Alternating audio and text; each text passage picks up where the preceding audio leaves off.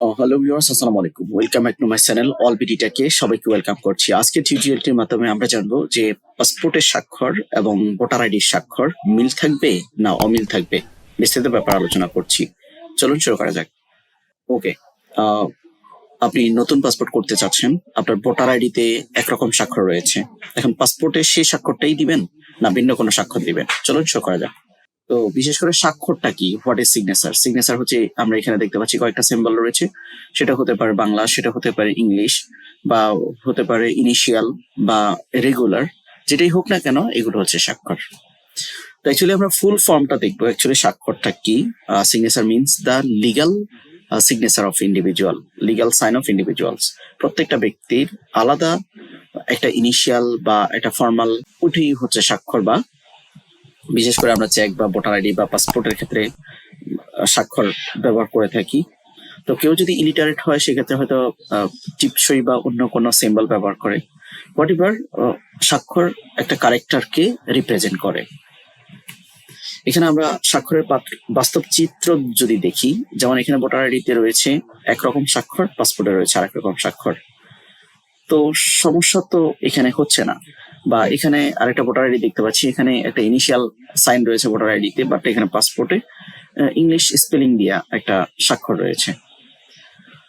যাই হোক, এখন আমার স্বাক্ষর জেনারেলি যেরকম এখানে ভোটার আইডিতে দেখতে পাচ্ছেন যে স্বাক্ষরটা আছে, পাসপোর্টে সেম স্বাক্ষরটাই আছে।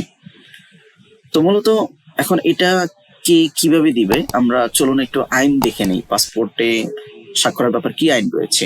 আমরা যখন এই passport.gov.bd-তে যাব, এখানে প্রায় 23টি নির্দেশনা রয়েছে, বা এমআরপিতেও কিন্তু অনেকগুলো নির্দেশনা রয়েছে। কোথাও কিন্তু বলা নেই যে স্বাক্ষরটা কেমন হবে বা কেমন হওয়া উচিত। তাহলে এখানে আপনারা দেখতে পাচ্ছেন, এখানে ইন্ডিয়ান একটা ভিসা অ্যাপ্লিকেশন, এখানে স্বাক্ষরের একটা ঘর রয়েছে। তো আপনি নিশ্চয় জানেন, এখানে এই স্বাক্ষরের গড় রয়েছে, মানে স্বাক্ষরের এখানে গুরুত্ব রয়েছে। আপনার পাসপোর্টে যেরকম স্বাক্ষর রয়েছে, আপনি এখানে ভিসা আবেদনে সেরকম স্বাক্ষর আপনাকে ব্যবহার করতে হবে। বা আপনার ভোটার আইডিতে যেভাবে স্বাক্ষর রয়েছে, পাসপোর্টে সেরকম স্বাক্ষর আপনাকে ব্যবহার করতে হবে। তো এখন এখানে দেখতে পাচ্ছেন প্রথম আলোর একটা রিপোর্ট রয়েছে স্বাক্ষরের ব্যাপারে। স্বাক্ষর জালিয়াতি করেছে বিদায় মৌলভীবাজারের একজনকে, 32 বছরের একজনকে ভ্রাম্যমাণ আদালত 3 মাসের কারাদণ্ড দিয়েছে।